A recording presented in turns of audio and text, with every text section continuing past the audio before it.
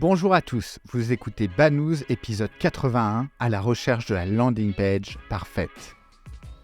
Pour ceux qui ne connaissent pas, Banous est un podcast qui parle de marketing et de com digital. Nous sommes disponibles sur l'ensemble des plateformes, Spotify, YouTube, Apple Podcasts, donc abonnez-vous, c'est super important pour nous. Posez-nous des questions via les différents commentaires des différentes plateformes. Ça nous donne de la motivation à continuer à créer ce contenu gratuit à destination des professionnels du marketing digital. Aujourd'hui, on va avec notre invité parler de landing page, car c'est bien beau d'avoir des campagnes marketing ultra optimisées.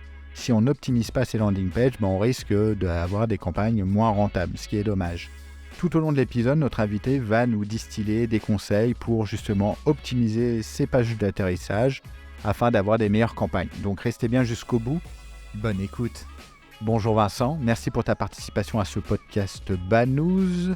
Avant de commencer, est-ce que tu peux te présenter s'il te plaît ? Ouais, donc moi je m'appelle Vincent.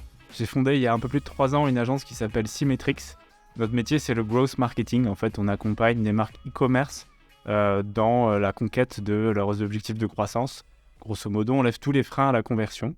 On s'occupe de leur campagne média, on s'occupe de faire des créas publicitaires pour eux et on a cette spécialité sur les landing pages. Ok, très clair. Alors justement, est-ce que tu peux donner une petite définition des landing pages ? Ouais, alors une landing page, si on traduit littéralement, c'est page d'atterrissage. Ça ne veut pas dire grand-chose. Ce qu'on peut en retenir, c'est que ce sont des pages qui sont construites pour des campagnes publicitaires, pour des opérations spéciales et qui vont faire en sorte de faire comprendre ton offre, ta solution de la manière la plus claire possible à une personne qui vient, on va dire, d'un endroit spécial, d'une campagne spéciale ou d'un canal d'acquisition particulier. Alors au-delà de la technique pure et dure, c'est limite du copywriting en fait. Alors il y a de ça, Ouais. Moi je préfère parler de narration. Ce sont des pages qui doivent raconter quelque chose qui va parler à une audience très particulière. Moi, j'aime bien parler de pages de vente, en fait. D'accord. Ce sont des pages qui doivent faire comprendre à une personne qui ne te connaissait pas 30 secondes avant qui tu es, pourquoi tu es intéressant et pourquoi il devrait acheter ton produit ou ton service. Justement, tu peux nous décrire les différents éléments d'une landing page ? Elle va commencer par, on va dire, la hero section. C'est la partie que moi, je préfère. C'est parce que tu dois être capable, via une image et un titre, de tout de suite faire comprendre ce que c'est, ce que tu es et pourquoi tu es différent des autres. Ce que tu es, c'est un savon, par exemple, et ta différence, c'est que tu es un savon rechargeable, donc éco-friendly. Et ça, il faut en quelques mots, via du copywriting, être capable de le dire de manière impactante où les personnes comprennent directement. Ça, c'est la partie tout en haut. Et après, tu as la narration qui suit, qui va être ultra intéressante, où moi, mon schéma typique de landing page, c'est une fois que j'ai présenté le produit, je dis pourquoi tu devrais, en tant qu'utilisateur, t'intéresser à ce produit. Donc, en général, je parle des 3 raisons pour lesquelles tu devrais t'intéresser à ça. Le comment moi, je dois utiliser ce produit, comment je vais l'intégrer dans mon quotidien. Et après, une fois que la personne elle est arrivée aussi bas dans ta page, en fait, elle est proche de convertir. Elle va se poser une question qui est pourquoi toi et pas une autre marque qui fait la même chose que toi ? Pourquoi ton savon rechargeable, c'est celui que je devrais choisir ? Et donc là, tu te compares aux autres marques et là, un tableau comparatif où tu fais 2 colonnes, ta marque et la concurrence et 5 lignes, où toi, tu coches toutes les lignes et les autres non, c'est une méthode intéressante pour cette section-là. Ok, si tu avais... alors j'ai bien compris les différents blocs en fait d'informations qu'il faut mettre sur une landing page.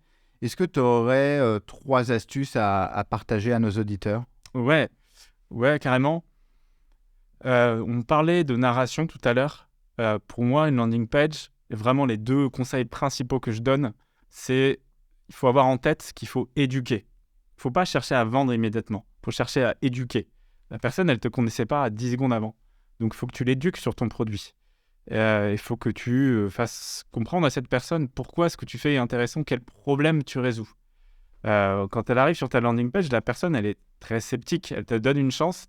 Tu as très peu de temps pour la convaincre. Si tu lui dis tout de suite « achète mon produit », c'est moyen. Par contre, tu dois lui dire, tu dois évoquer un problème que tu résous et tu dois vraiment creuser ce problème, quoi. Et la personne, quand elle voit que tu connais hyper bien le problème, déjà, elle ça va résonner en elle. Elle va me dire, mais oui, c'est vrai, ils ont raison, c'est un gros problème ce truc-là. Et plus tu es expert d'un problème, plus tu es perçu comme la meilleure solution à ce problème. Donc cette partie-là, ça va être le conseil numéro 1. D'accord. Et le conseil numéro 2, je dirais que c'est rassurer. Une landing page, elle alterne entre éduquer, rassurer. Par rassurer, on va parler de preuve sociale. Moi, si j'arrive sur une page et que je ne connaissais pas ta marque, première question que je me pose, c'est est-ce qu'il y a d'autres gens qui utilisent ton produit et qui en sont satisfaits? Donc là, il faut que tu montres tes avis clients, il faut que tu montres des témoignages, il faut que tu montres le produit en action. Ça va être la preuve vraiment sociale, qui s'appuie un peu sur tout ce que tu peux voir sur les réseaux et sur la faculté à récupérer des avis. Et après, tu as d'autres types de preuves. Tu as les preuves un peu scientifiques ou les preuves de résultats.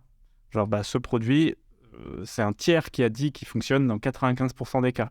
Ce produit, voici l'avant-après sur le client X, en fait. Ce genre de choses. Et là, ta landing page, ta page de vente, elle lève toutes les objections à l'achat.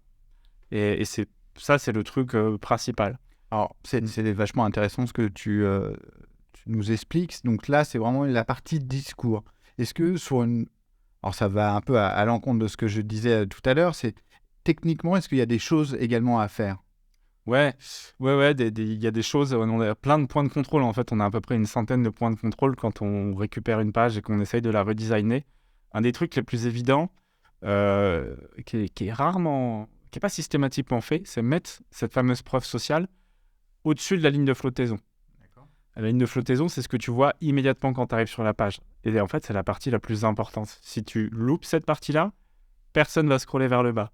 Donc, tu dois faire hyper attention à tout ce que tu mets dessus, et notamment la preuve sociale. Il faut que tout de suite, dans les 10 premières secondes que je passe sur la page, il faut que je vois que les personnes aiment ton produit, qu'il y a 100 avis clients de 5 étoiles, de 4,5 étoiles, ou bien un bandeau de logo qui défile. Si tu n'as pas encore beaucoup d'avis clients, ça peut être ça. Des bandeaux de tes citations presse, ou genre la citation client. Si tu n'as pas beaucoup de clients au début, tu peux essayer de prendre la meilleure citation de tes clients et de dire John a dit que ce produit a changé sa vie de telle manière, et c'est parlant. Donc, rassurer les internautes. Une question bête, est-ce que je dois créer une landing page? Je suis un site e-commerçant avec plein de produits. Je dois faire une landing page par produit. C'est quoi l'attitude que je dois avoir? Alors, si je suis un retailer avec des milliers de produits, non. Mais voilà, si je suis un très gros retailer, ce que je ferais, c'est que je construirais des landing pages pour vraiment mes produits phares en partenariat avec des marques. Si je suis Sarenza et que je vends des Stan Smith, ou un produit un peu plus technique peut-être, une landing page sera très intéressante pour vraiment favoriser l'achat, booster le taux de conversion sur un produit phare. Si je suis un petit commerçant avec une centaine de références, j'ai forcément 5 à 10 best-sellers. Là, je recommande chaudement que ces best-sellers, pour vraiment booster leur vente, qu'il y ait une narration sur ce produit. Là, on parle d'une marque DNVB qui potentiellement va avoir 3 best-sellers qui vont complètement incarner sa marque. Et du coup, c'est super dommage de faire du trafic, de l'acquisition de trafic, et de balancer la personne sur une page produit qui est froide, qui est rigide, qui est ancrée dans un template qu'on ne peut pas trop modifier. La landing page, elle va s'affranchir de ça. D'accord. Tu peux faire vraiment ce que tu veux et développer la fameuse narration dont on parlait tout à l'heure, libérée de toute contrainte technique, en fait. D'accord, très clair, très intéressant. Autre question qui est un peu sur la même thématique, est-ce que je dois créer une landing page par source d'acquisition? Si jamais j'achète du trafic Facebook, Google ou en emailing, etc., est-ce que j'ai une page de destination par source? Alors, idéalement, ouais. Idéalement, oui. Tout le monde n'est pas capable de le faire. Mais c'est très intéressant de faire ça, dans le sens où une audience qui tape un mot-clé super précis sur Google n'est pas du tout comparable à une audience qui vient de TikTok en termes d'intensité, d'intention, en fait, d'achat. Donc, une audience très froide, tu dois être capable, dans un laps de temps très court, de créer cette narration qui va faire en sorte qu'elle s'intéresse à ton produit, qu'elle le comprenne, parce qu'elle a vu 10 secondes de pub, 20 secondes de pub, donc elle veut une expérience qui soit dans la continuité de ça. Donc qui reprenne potentiellement des éléments de ta créa, qui reprennent ce que tu as dit dans ta créa, parce que maintenant les annonceurs ont des créas qui peuvent avoir des angles créatifs très très différents. Et du coup, si l'angle créa de ta pub parle de quelque chose et que tu le retrouves pas sur la landing page, c'est super dommage. Ok. À l'inverse, sur Google, si je fais un mot-clé super précis, et ben en fait, je suis beaucoup plus bas dans le funnel. Et du coup, là, ta landing page, elle doit être adaptée à ce comportement-là pour vraiment rassurer la personne que, bah oui, c'est le bon produit et qu'elle est au bon endroit, en fait. Et justement, en fait, il y a aussi différents types de segmentation. Une audience TikTok n'est pas la même que celle de Facebook, que Google, etc. D'où l'intérêt d'en créer plusieurs pour avoir même un discours différent suivant l'origine de l'acquisition, en fait. Ouais, exactement. Selon si c'est un homme, une femme, selon la tranche d'âge. Ouais, t'as plein de variables à prendre en compte. Mais ça veut dire, est-ce qu'il y a des outils qui permettent un peu comme en DCO, en fait, à l'époque, quand on travaillait ensemble chez Criteo, on avait le moteur qui personnalisait les bannières en fonction de la meilleure combinaison possible pour avoir un clic. Est-ce qu'il y a des technos qui permettent de faire ça pour des landing pages, en fait? Alors, tu peux modifier dynamiquement les mots qui apparaissent dans la landing page. C'est super intéressant pour la headline. Si la personne a tapé un mot-clé particulier sur Google, tu as envie qu'elle le voit directement sur la page d'arrivée. Parce qu'elle cherche cette caractéristique précise dans le produit. Ton produit peut avoir 10 caractéristiques, mais la personne, elle cherche 7 caractéristiques. Donc, il faut le répéter dans le titre. Donc ça, voilà, c'est bien utile. Après, plus largement, pas forcément. Mais toutes les parties de la landing page n'ont pas besoin d'être revues de A à Z en fonction de l'audience à laquelle tu t'adresses. Tu peux avoir des templates que tu adaptes légèrement. Après, parfois, le cœur de ta landing page reste plutôt le même. Ok, très clair. Si jamais je souhaite approfondir le sujet, est-ce que tu aurais des ressources à me conseiller? Oui, alors tu as un site qui est très intéressant qui recense les meilleures landing pages du marché qui s'appelle getscrapbook.com. Donc le site s'appelle Scrapbook. Et là, tu vois beaucoup de landing pages, notamment américaines, qui sont un bon mélange de narration, de design. Moi, je vais piquer beaucoup d'idées là-dedans. D'accord. Et après, d'un point de vue copywriting, comme tu en parlais tout à l'heure, j'ai un site sur lequel j'ai passé pas mal de temps récemment, qui s'appelle greatlandingpagecopy.com.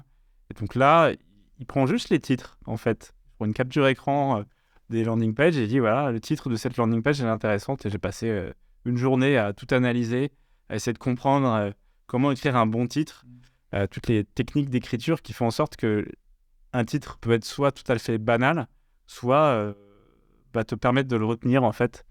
Et on parle de titres en 6-7 mots, quoi, maximum, quoi. Donc, c'est ça tout l'enjeu. Ok, et puis une fois n'est pas coutume, je vais faire la pub de mon invité. Et il y a aussi ton compte sur LinkedIn où tu proposes souvent des ressources, Vincent, des avant-après super pertinents qui donnent une bonne visibilité, en fait, de ce qu'il faut faire ou ne pas faire lorsqu'on crée une landing page. Très clair. Bon, en même temps, je viens de spoiler la dernière question. C'est où est-ce qu'on peut te suivre? Majoritairement LinkedIn et bien sûr newsletter super intéressant qui s'appelle Banous. Voilà, donc je sais pas si tu connais, mais... C'est un petit peu, ouais. Ouais, merci, je l'ai pas précisé. Tu fais partie des rédacteurs qui donnent du temps à Banous gracieusement en écrivant chaque mois un article sur ta thématique, en l'occurrence le growth marketing. Et donc d'ailleurs, la newsletter de février a été envoyée hier. Bon, ça veut rien dire parce qu'on est en train d'enregistrer un podcast, donc les gens qui vont écouter, forcément, elle leur a déjà été diffusée. Mais en tout cas, rendez-vous sur banous.com/newsletter pour vous inscrire et retrouver même le contenu écrit par Vincent. C'était super clair, Vincent. Merci beaucoup. Merci à vous de nous avoir écoutés jusqu'au bout sur cet épisode de Banous. Si le sujet vous intéresse, n'hésitez pas à nous le dire et on réinvitera Vincent pour explorer d'autres thématiques sur le growth marketing. Et n'oubliez pas de liker, de partager, c'est super important pour nous aider à promouvoir ce podcast. Merci beaucoup Vincent. Merci Laurent.